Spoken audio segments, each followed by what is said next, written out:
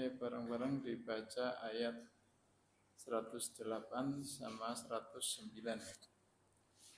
Ayat 108 sama 109.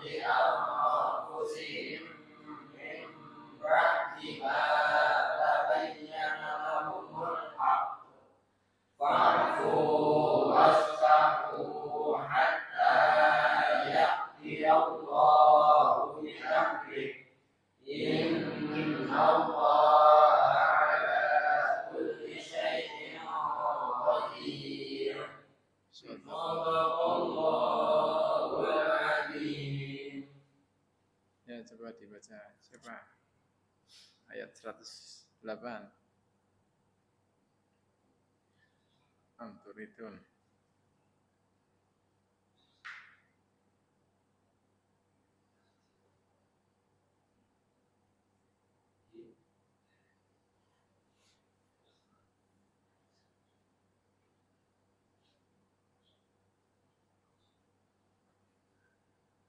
Bismillahirrahmanirrahim. Amturiduna ana toh padha karep sira kabeh antas alu ing yen to pada njaluk sira kabeh rasulakum ing utusan sira kabeh kama suila kaya olehe disuwun sapa Musa Nabi Musa min qablu saking sadurunge wa may yatabaddali iku wa may yatabaddali iki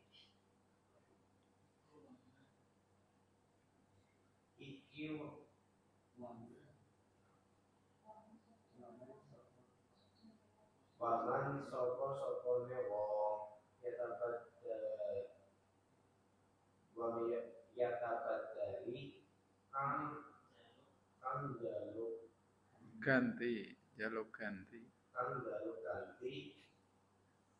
Sapa man al-kufra ing kufur bil imani lawan iman faqad dola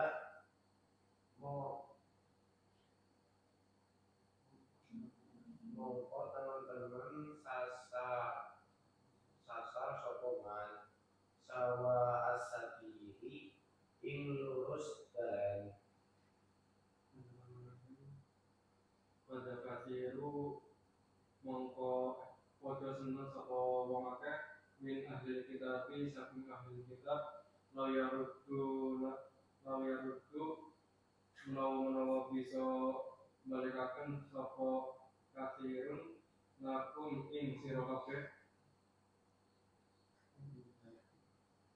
bimbati imanikum saking sakwise iman sira kabeh kufaron ale dadi kafir kabeh asaden tono dengki minindi Itu digabung min indi anfusihim gitu. di anfusihim kam tumipo saking awak timbul bukan tumibo ya, timbul min indi min di anfusihim kam timbul saking awak dheweke kafir mimba dima tabayyana saking sawise oleh mertalake lahumul lahumu kedua kasir lahumu kedua kafir sapa al-haqu opo al-haqu kebenaran waktu mongko sapa sira kabeh mongko sapa maafo waktu mongko maaf itu loh maafo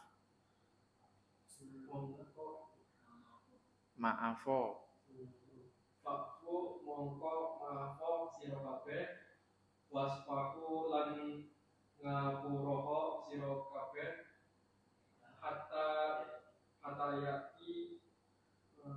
hatta yati Allah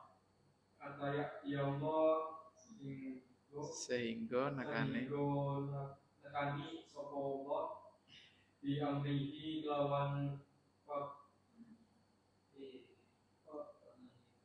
pengendikane innallaha sa'unallah ala kulli syai'in ala kulli syai'in dulu ala kulli syai'in ing atase saben-saben perkara qadirun wasa. Qala al-musannifu rahimallahu taala wa nafa'ana bihi wa bi ulumihi fid dharain. Amin. Ini kita masih melanjutkan pembahasan terkait itu ya, sikap orang Yahudi. Karena kemarin ini kan masih sambungannya sama itu ya, Manansah itu ya. Ada kejadian apa masih ingat enggak? Kejadian perubahan hukum. Ya ibaratnya kalau kalian awalnya ada aturan jam terakhir masuk pondok itu jam 6 sore, tiba-tiba berubah jadi jam 8 malam, terus berubah lagi jadi jam 6 lagi. Itu kan mungkin di benak kita mikirnya, iki priwe sing gawe aturan kok orang genah, rubah terus. Iya. Kita kan normalnya orang kalau melihat sesuatu kok enggak istiqomah ya, enggak konsisten. Itu kan pasti kita mikirnya iki pasti sing gawe aturan ora genah. Nah, tapi untuk kasus-kasus tertentu harusnya kita itu tidak mesti ikut akal kita itu ya. Yang kita kedepankan justru bukan akal, bukan logika kita. Logika itu kan kadang bisa salah.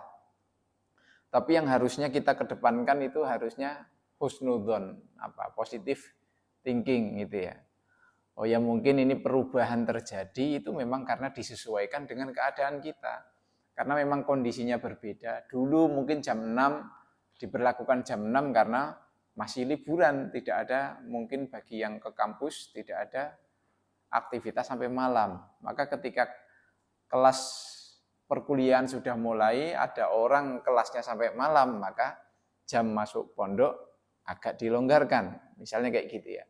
Terus kebetulan semester depan itu sudah nggak ada lagi orang yang sampai kelas di kampusnya sampai malam, maka diberlakukan lagi, dimajuin lagi jadi jam 6. Sama ketika dulu terjadi ketika Nabi Sugeng itu kan ada kejadian aturan itu berubah karena memang kondisinya itu lagi menghendaki untuk seperti itu.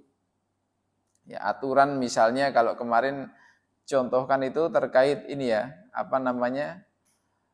kiblat itu ya. Memang kiblat itu dulu pernah menghadap Ka'bah, terus menghadap Baitul Maqdis, ya, sempat pindah itu ya 2 tahun kurang lebih itu ya. Terus balik lagi menghadap Ka'bah lagi. Atau mungkin aturan yang lain itu ya. Khomer itu kan selama hampir 13 tahun di Mekah itu khomer tidak diharamkan.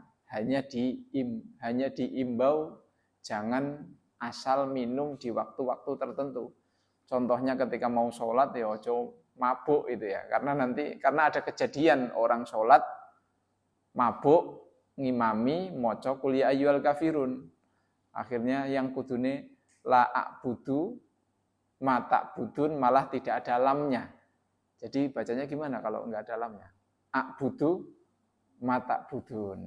Jadi berarti harusnya kan saya tidak menyembah apa yang kamu sembah. Malah jadi ini saya menyembah apa yang kamu sembah. Dulu itu sempat khamr itu belum diharamkan. Ya karena mungkin dulu itu tradisinya orang itu apa ya? Dulu wis kebiasaan itu ya, kaya wong ngombe medang teh itu ya. Dulu orang kafir Mekah itu minuman sehari-harinya ya minum apa, kalau orang sekarang mungkin minum sake gitu ya. Ibaratnya kalau kalian lihat makanan Jepang itu kan kabeh ditambahi sake, gawe mie yo tambahi sake, gawe apa masak daging yo diwehi sake, bermangan yo ngombene sake, gitu ya. Ketemu tamu yo suguhane sake. Ibaratnya orang langsung pengen kebiasaannya dirubah total itu kan susah, maka butuh berangsur-angsur. Penyadarannya itu butuh waktu. Jadi dulu sempat ada apa itu aturan-aturan tertentu yang memang belum diwajibkan, yang akhirnya nanti dirubah jadi diwajibkan. Puasa pun sama, selama 13 tahun kan belum ada puasa Ramadan gitu ya. Nah, di Mekah belum ada perintah puasa, itu belum ada. Haji, umroh apalagi belum ada itu ya. Kan banyak perintah-perintah agama itu nanti datangnya itu di akhir, setelah nanti pindah ke Madinah. Atau sholat pun sama, sholat dulu belum ada, zaman di Mekah belum ada sholat yang 4 rakaat, itu belum ada. Adanya cuma yang 2 rakaat. Karena di Mekah itu masih susah sholat. Ibaratnya dulu orang iman di Mekah itu kan diburu, dikucilkan. Ya kayak kalian zaman Covid ya. Dulu kalau kamu zaman Covid kok tiba-tiba kamu ketahuan tetangga kamu kena Covid, itu kan mesti langsung digoleki karo tanggane itu ya. Ojo ngasih dolan-dolan diisolasi itu ya. Ya zaman dulu pun orang kalau ketahuan sholat itu bisa bahaya. Itu nyawanya bisa terancam. Maka sholat itu ibaratnya belum sampai perintahnya 5 waktu. Baru nanti Isra Mi'raj kan baru ada istilah sholat 5 waktu. Meskipun ada perintah sholat tapi belum sebanyak nanti setelah Isra Mi'raj. Kalaupun sudah ada perintah sholat, belum ada sholat yang 4 rakaat. Nek sholat 2 rakaat kan 2 menit terampung gitu ya. Kalian biasanya 1 rakaat berapa menit? 1 menit ya kan? Pernah sholat lebih dari 1 menit 1 rakaat? Ya umumnya kan segitu ya. Nek urung berarti urung apal itu ya sholatnya ya.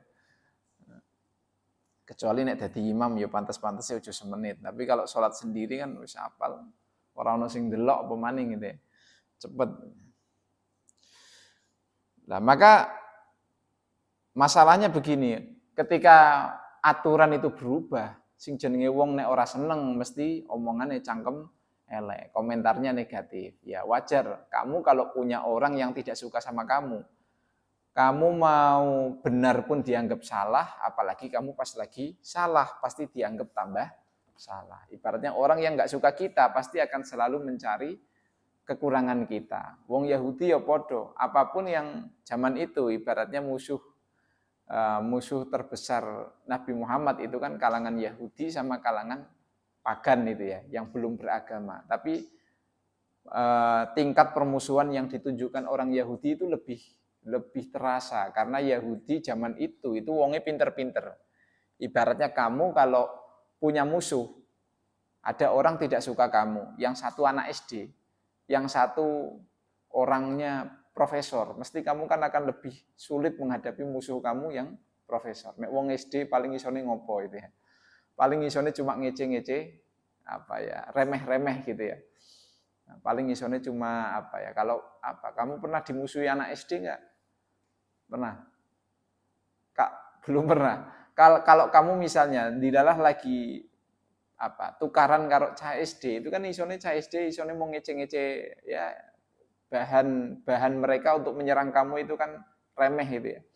Tapi kalau kamu dilalah lagi bermusuhan dengan profesor, itu kan bisa saja kamu dilaporkan ke pengadilan. Nek cah SD kan ora iso. Atau kamu sekarang mungkin ikut kubunya siapa itu yang kubunya Dokter Tifa misalnya kayak gitu ya. Atau apa itu Roy Suryo gitu ya. Kan lagi rame apa itu Roy Suryo sama Jokowi itu ya. Masalah ijazah itu. Ya karena mereka itu yang mereka musuhi adalah Jokowi, akhirnya ya mereka dilaporkan secara hukum itu ya.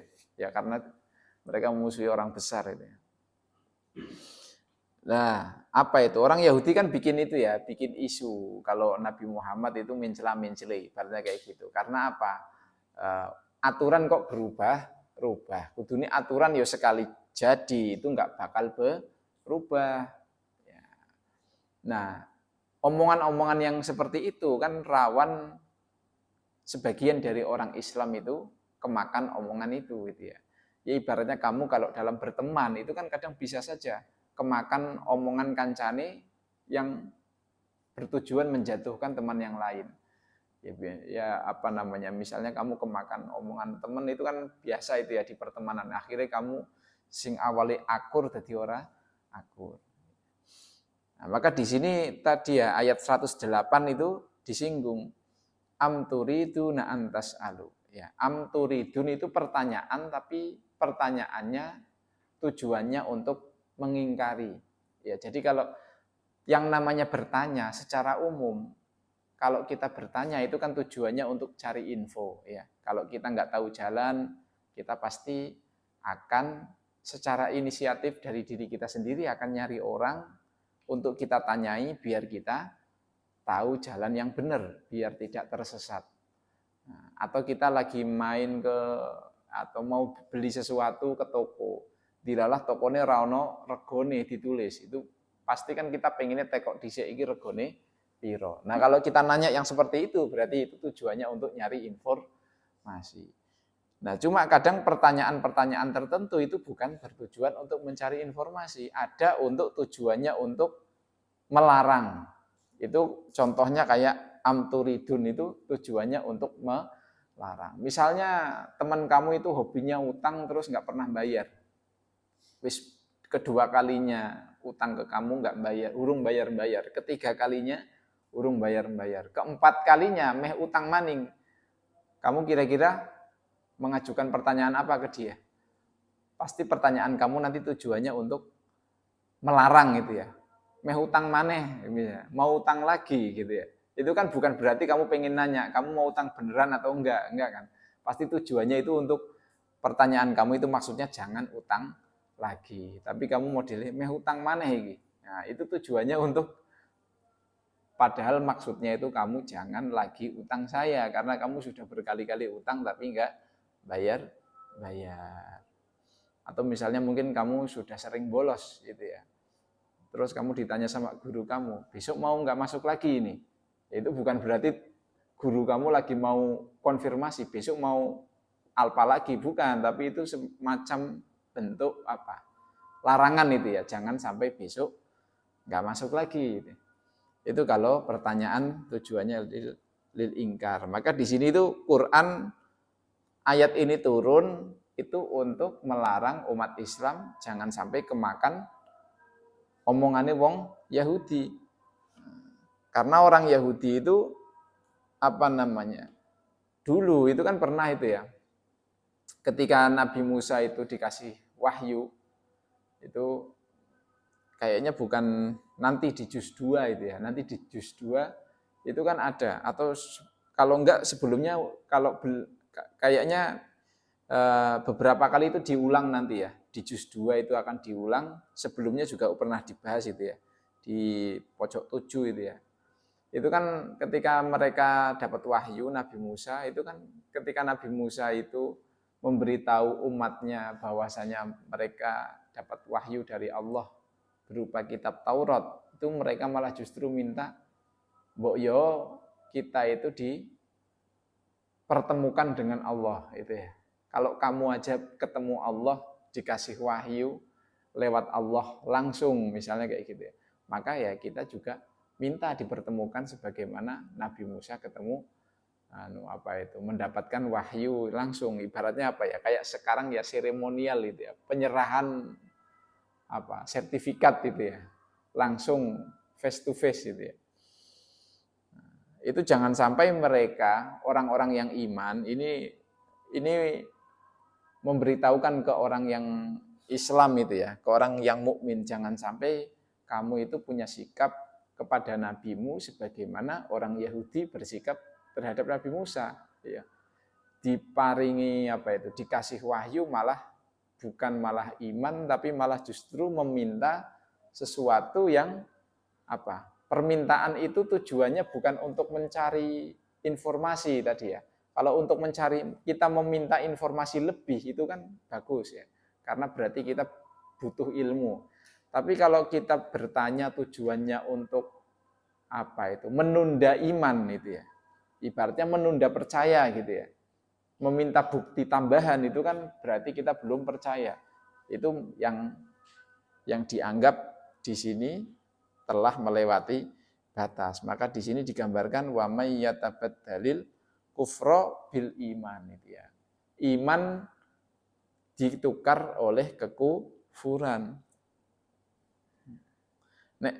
Nek akibatnya yang terjadi pada kaumnya Nabi Musa itu kan disambar geledek gitu ya. Waqtara Musa qaumahu sab'ina rajulan limiqatina falamma akhadat humur rajfah itu ya. Akhirnya kan wong 70 disamber gledek gitu. Tapi akhirnya diuripke maning gitu ya. Nggo bukti bahwasanya mereka telah melakukan kesalahan, telah dihukum, terus akhirnya dimaafkan atas berkat doanya Nabi Musa. Nah, maka di sini kalau orang yang tadi ya wis iman malah diijolke karo ora percaya, itu kan faqad dhalla sawa as-sabil. Tersasat sasar ini ya. Atau tersesat dari lurusnya dalan. Ada yang mengartikan sawa as-sabil itu maksudnya tujuan akhir dari perjalanan itu. Ibaratnya kita iman itu kan tujuan akhirnya ridho Allah itu ya. Tapi ada orang yang beriman tapi nanti pada finalnya, pada akhir perjalanannya itu mereka nggak dapat apa-apa. Yaitu kayak orang Yahudi saat itu. Yahudi saat itu diperintahkan untuk iman kepada Nabi Muhammad. Tapi mereka tidak mau iman. Dengan mereka tidak iman, itu mereka masih pede. Mereka mengatakan kami ini masih terhitung iman kepada Nabi Musa. Kalau sampai akhir hayat mereka tidak sempat beriman kepada Nabi Muhammad, itu kan berarti senajan mereka menganggap dirinya ahli kitab, senajan mereka menganggap dirinya beriman, tapi ternyata imannya zong gitu ya. Wis uripe rekoso, kudu ana sembayang, ana poso, harus ada larangan ini itu. Sing jenenge wong iman kan pasti ada larangan ini itu gitu ya. Ya, tapi ternyata ketika sudah melewati, setelah sudah melaksanakan perintah, sudah menjauhi segala larangan, jebul pas wis sedo nembe ngerti nek jebul ora dihitung iman. Nah, itu kan berarti tujuan dari keimanan itu tidak tercapai. Ya ibaratnya kamu wis sekolah masuk setiap hari, dilalah ujian akhir malah ora masuk. Penting mana? Masuk setiap hari apa ujian akhir? Ya dua-duanya itu ya. Kamu setiap hari nggak pernah masuknya pas ujian akhir toh, ya ora oleh gitu ya, kan absen kehadirannya tidak memenuhi gitu ya. Atau kamu absensinya lengkap, tugas-tugas dikerjakan semua, tapi nggak ujian akhir, ya padha wae ora iso munggah. Maka kan harus absennya ya komplit, tugasnya ya dikerjakan, tugas akhir pun dikerjakan. Ibaratnya orang ahli kitab zaman itu mereka sudah setarnya sudah bagus, sudah iman kepada Nabi Musa dan nabi-nabi yang lain, sudah punya kitab suci. Ibaratnya sholat itu wis tahu, poso wis tahu, larangan-larangan yang lain wis tahu. Otomatis nanti kalau menjalankan perintah Islam itu lebih enteng. Tapi dilalah ujian terakhir untuk iman kepada Nabi Muhammad itu tidak terlaksana. Ya makanya dhalla sawa as-sabil itu. Atau orang yang sudah iman tapi dilalah kemakan omongannya wong Yahudi. Akhirnya terprovokasi untuk meninggalkan iman. Ya ibaratnya kita lah sekarang, makanya harus hati-hati. Jangan sampai kalian karena mengidolakan sesuatu, seseorang, akhirnya kita kemakan omongannya. Itu kan bisa jadi karena omongan kiai ini atau ustadz ini, kita bisa jadi malah justru nyalah ke sing lain itu ya. Melu nyalah-nyalah ke sing lain. Akhirnya yang sebetulnya itu bukan hal yang jelek kita anggap jelek gitu ya. Yang seharusnya tidak perlu dijadikan ribut-ribut, malah kita ribut-ribut. Kalau sekarang itu rawannya kayak gitu. Kalau dulu kan mungkin antar iman itu ya. Kalau sekarang bisa ribut antar keluarga, bisa ribut antar teman itu ya.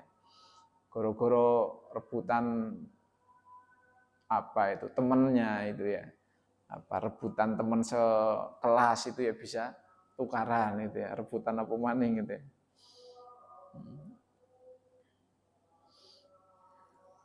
Itu faqad dhalla sawa as-sabil.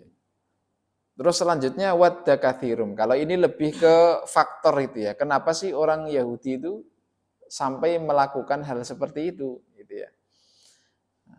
Sampai melakukan ibaratnya mereka itu kan membuat isu yang tidak benar terus disebarkan ke masyarakat. Nah, masalahnya mereka itu kan orang Yahudi saat itu rata-rata itu orang terpandang itu ya. Wis wong pinter-pinter, wong sugih-sugih, dan mereka juga orang-orang yang menempati posisi-posisi strategis di masyarakat. Ibaratnya kita kalau orang biasa ini ya, kita orang biasa, warga biasa di desa ini.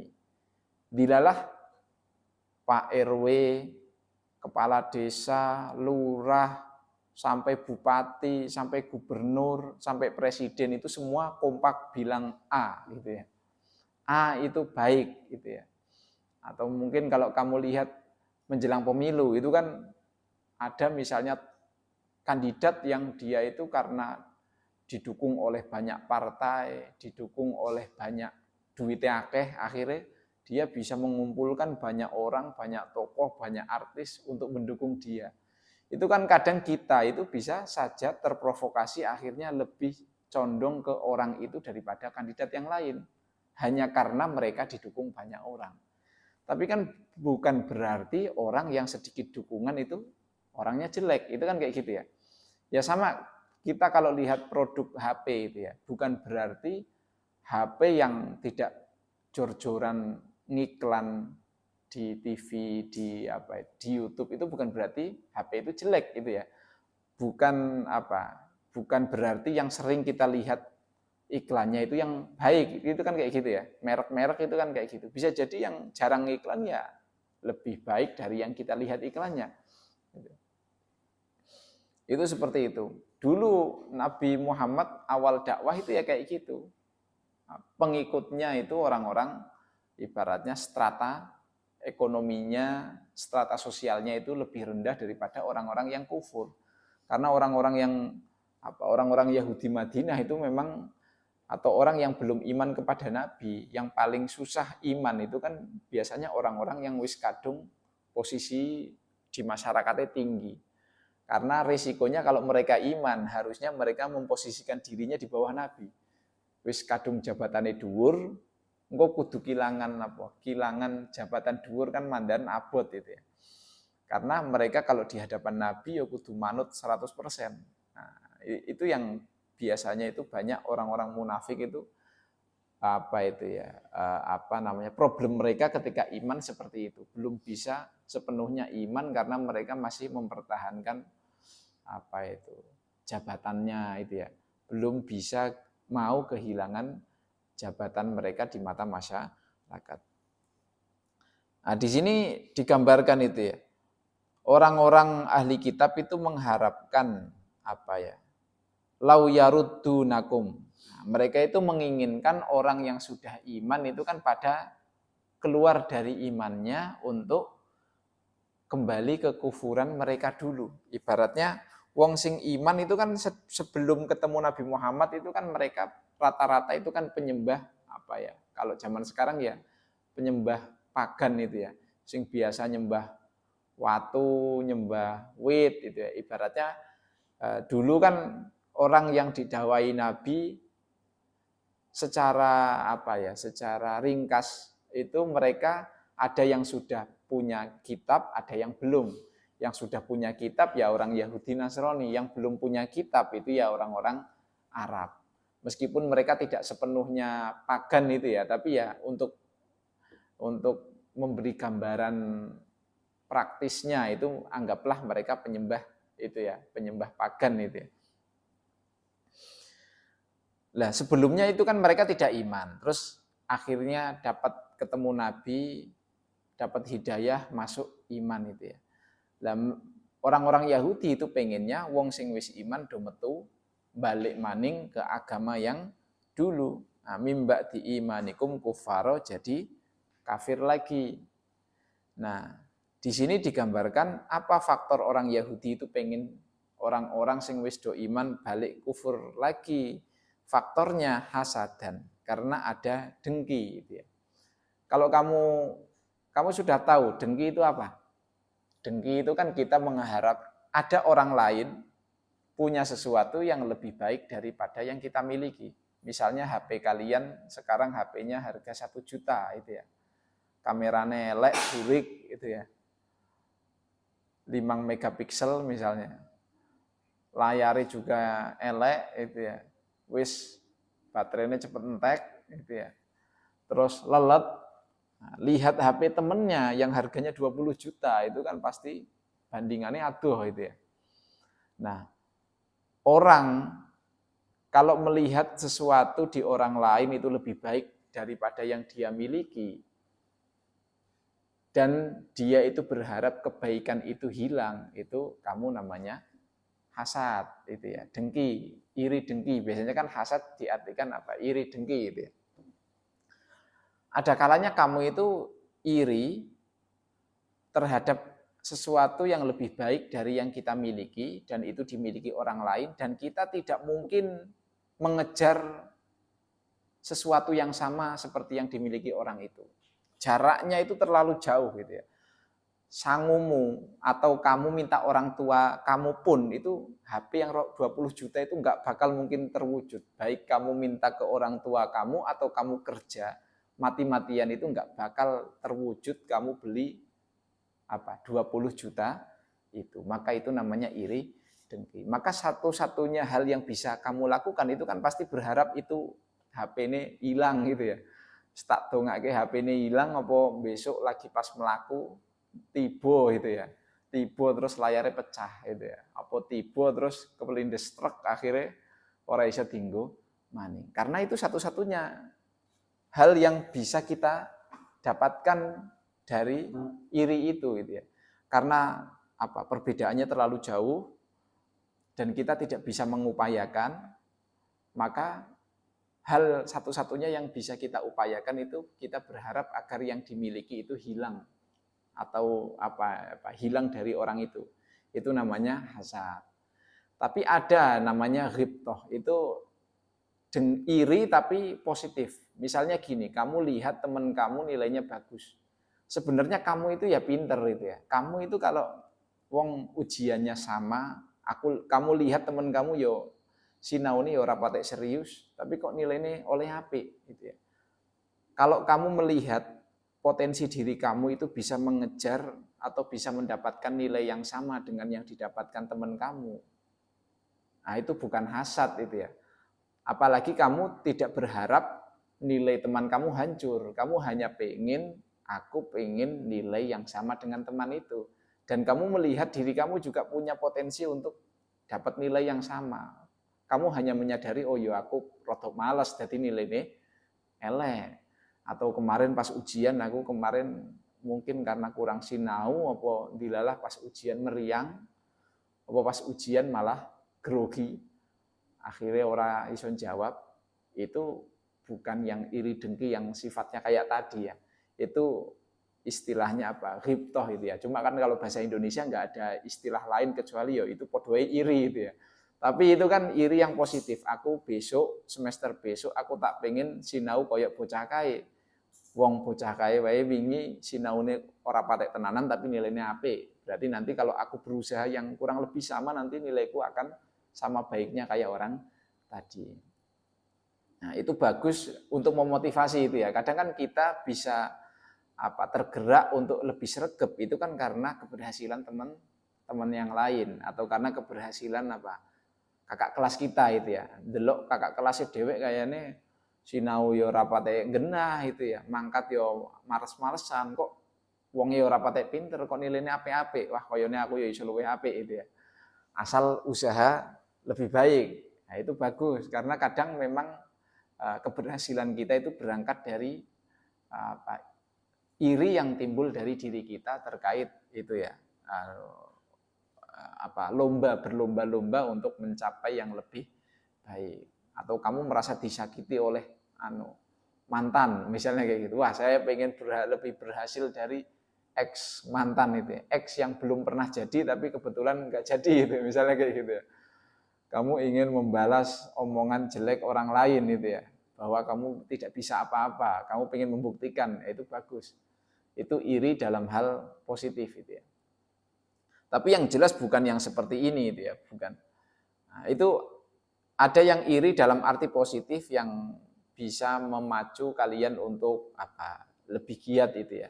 Ada lagi iri yang agak negatif itu kamu hanya berharap, kamu hanya pengen mendapatkan apa yang dimiliki oleh orang lain. Tapi ada yang lebih negatif itu yang kamu sampai berharap orang itu kehilangan apa yang dia miliki. Itu biasanya terjadi karena memang kamu nggak bakalan bisa mengejar seperti yang orang lain miliki. Nah, ini dalam kasus ini yang dihasuti oleh orang Yahudi kan masalah keimanan itu ya. Nah, bayangkan orang Yahudi itu kalau menurut Quran ini ya, ini kan salah satu bentuk mukjizat ayat ini itu ayat ini bisa memberitahu apa isi hati orang Yahudi 100% gitu ya. Padahal yang tahu isi hati orang itu kan kita nggak bisa tahu 100% itu ya. Bisanya kita hanya menerka-nerka. Kalian kalau melihat teman kamu itu sukanya ngalamun, terus mangan itu kayaknya nggak doyan, itu kan paling kamu ngira-ngira ini pasti lagi galau, misalnya kayak gitu ya. Pasti ini ada masalah. Itu kan paling hanya kira-kira. Ya, bisa jadi itu bukan galau, bisa jadi dia udunan gitu ya. Jadi bukan karena galau, tapi karena memang awalnya lagi meriang gitu ya. Tapi kalau Quran itu kadang dia ngasih tahu itu 100%. Ini hati orang Yahudi itu sebenarnya kenapa kok bisa hasut? Hasutnya itu yang akut. Itu karena orang Yahudi itu tahu kalau Nabi Muhammad itu beneran Nabi terakhir yang sebenarnya diperintahkan oleh Taurat untuk diimani. Tapi malah justru mereka itu memusuhi Nabi Muhammad dan kedisitan wong kafir Mekah itu ya. Orang ibaratnya orang Yahudi itu ngerti nek wong Arab itu bagi mereka itu lebih bodoh. Tapi dilalah kok malah wong sing bodoh imane luwih dhisit timbang wong sing pinter. Ya, ibaratnya kamu IPK kamu kalah karo kancane sing ora tahu sinau, ketok bodoh itu ya. Buku ora pernah nyatet, ora pernah tuku gitu ya. Padahal kamu selalu nyatet, selalu hadir, catatan komplit, buku komplit. Selama ini track record IPK kamu ya bagus. Dilalah hasil akhir kalah karo kancane sing orang genah itu ya. Anggaplah seperti itu. Itu kan kadang akhirnya loro atine semakin jeru itu ya. Nah, itu orang Yahudi itu kayak gitu, tahu bener tapi malah ora gelem iman, malah kalah karo wong sing ora ngerti apa. Maka di sini digambarkan hasudnya itu seperti itu. Hasadam min indi anfusihim. Kalau min indi anfusihim ini untuk menegaskan kembali. Hasadnya ini sudah akut. Ibaratnya wis ngoyot gitu ya. Ditambani pun ora iso gitu ya. Kalau kamu lihat di sinetron, kamu itu pernah nonton sinetron? Enggak pernah, jangan-jangan ya.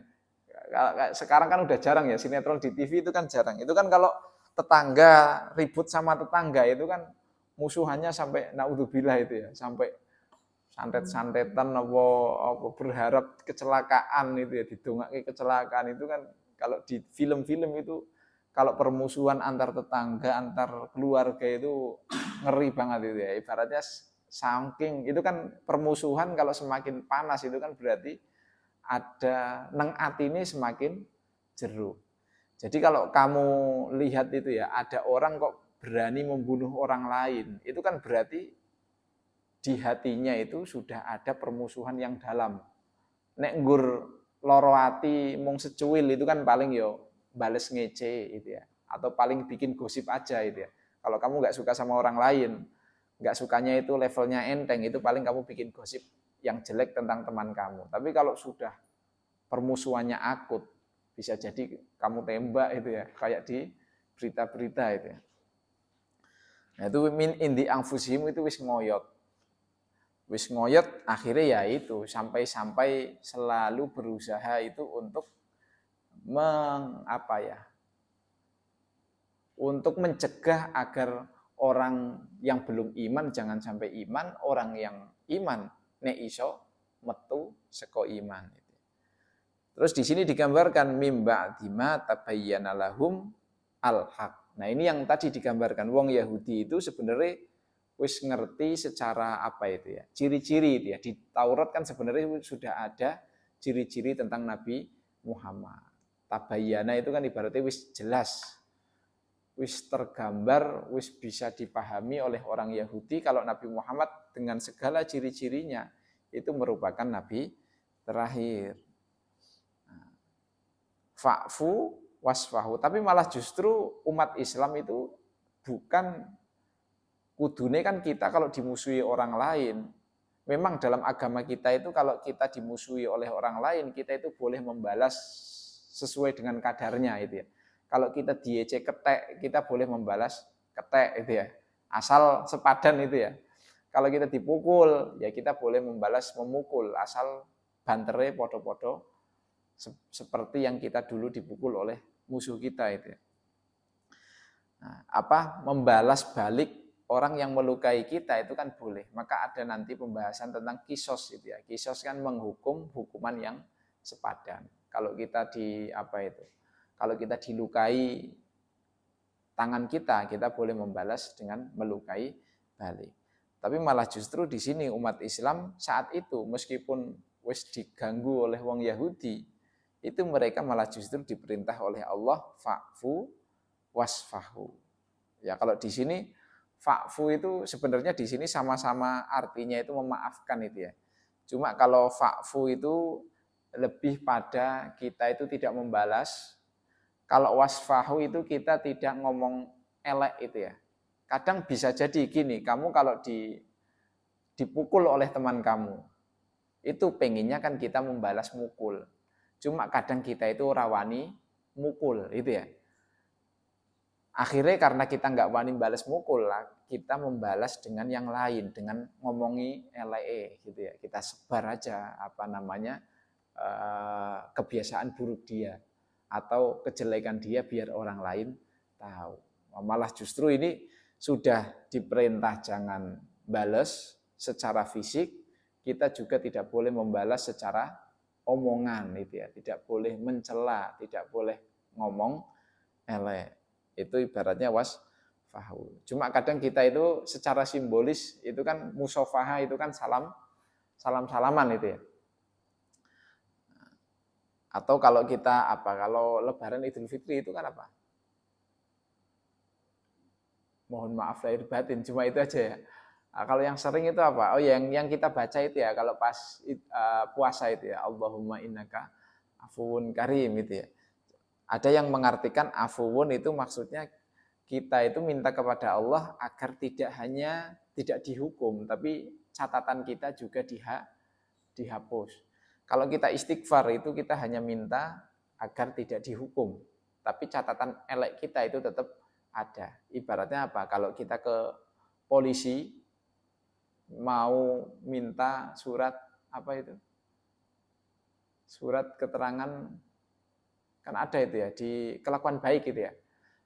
Kan kalau kalian mau kerja itu kan pasti kalau kalian daftar sekolah harus menyertakan surat keterangan baik dari polisi enggak? Enggak ada ya? Daftar kampus enggak ada? Ya SKCK itu berarti, SKCK. Kita kan sebenarnya di kepolisian itu ada SKCK. Itu kalau kamu tidak pernah tercatat melakukan kriminal, orang pernah di penjara, itu berarti SKCK kamu ya baik terus. Cuma kalau kamu pernah ditangkap nyolong ayam gitu ya, apa ditangkap penyolong apa gitu ya, kan nanti kan pas bikin SKCK ya ono catatane itu ya. Nah itu kalau kamu afuun itu kamu sudah tidak dihukum, catatan jelek kamu juga dihapus gitu ya. Itu kalau doa kita minta kepada Allah yang sering kita baca pas Ramadan. Janjane ora kudu Ramadan tok itu ya. Allahumma innaka afuun karim gitu ya. Nah, maka umat Islam malah justru ora oleh bales itu ya. Malah justru kon ngapuroni tur ora sekedar orang bales itu ya. Jangan bales tapi juga jangan nyebar isu yang jelek terkait orang-orang Yahudi. Hatta ya'tiyallahu bi amri, karena besok akan ada sendiri. Nanti akan ada masanya, ada perintah yang turun untuk memerangi orang-orang Yahudi gitu ya. Ya kalau kalian mungkin zaman sekarang ya apa? Kalau sekarang itu seringnya ini apa namanya? Kita ya harus sadar diri yang namanya kewajiban kita yang sekarang kalian lakukan itu ya sinau itu ya. Urung wayahe bojo itu ya. Ojo jaluk bojo disit hatta ya'tiyallahu bi amri. Akan ada masanya kalian itu waktune bojo, waktune lulus gitu ya. Nembe semester loro wis pengen lulus yo urung rampung gitu ya. Pasti lulusnya ya nanti setelah semester berapa? 8 ya atau 7 lah ya.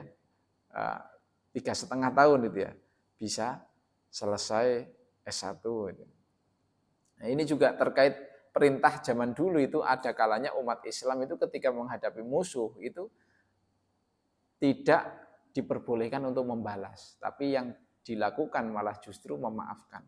Nanti ada masanya ketika dilukai oleh musuh, nanti ada perintah untuk membalas. Innallaha ala kulli syai'in qadir. Ini penutupnya bahwa apa namanya Gusti Allah itu ya maha kuasa itu ya.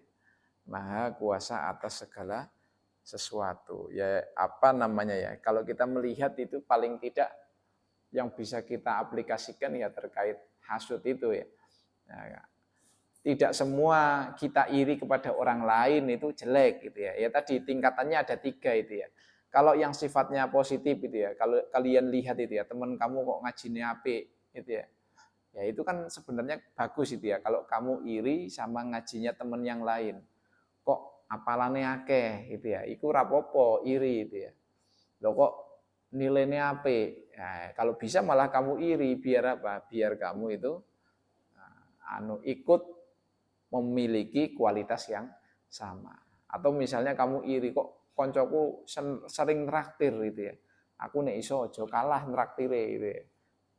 Kancaku traktir ben minggu kanca-kancane ditraktir. Aku nek iso ya melu amben minggu traktir kancane. Itu kalau ibadah-ibadah yang positif.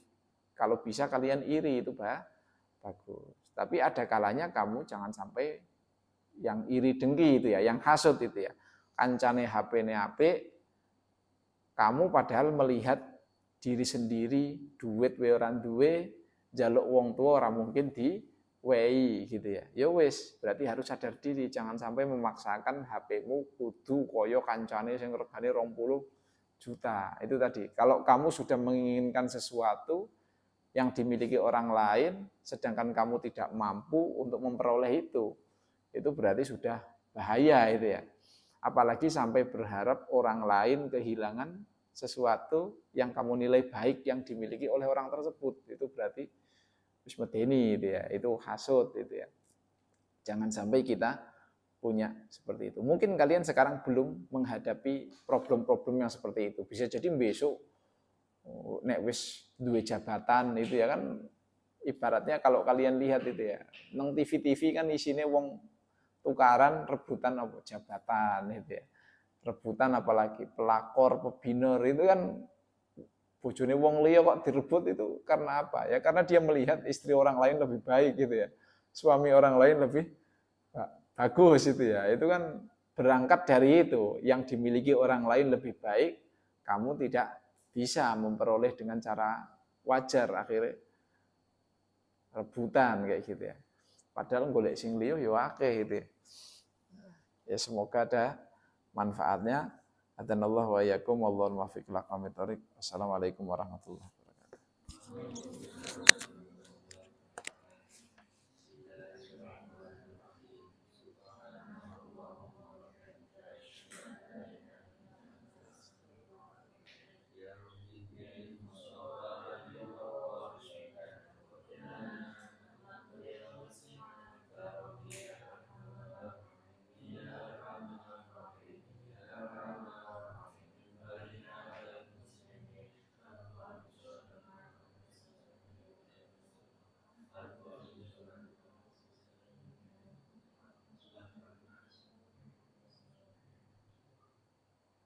Assalamualaikum warahmatullahi wabarakatuh. Kemarin kalau saya nggak datang, kalian diisi apa ngajinya? Apa? Aja ada ya? Oh ya gitu aja. Kadang kemarin memang apa ya, saya lagi agak meriang, jadi apa namanya masih disirau, mangkat kok ini orang kuat nyupir, akhirnya kelalen ngandani itu ya. Kalau kalian lihat ada mobil saya, kemungkinan itu saya udah datang. Biasanya insya Allah sore itu paling enggak sebelum maghrib saya sudah datang. Kalau enggak malah asar itu. Kalau saya enggak datang ya nanti diisi hujat aja gitu ya. Oke, makasih semuanya gitu.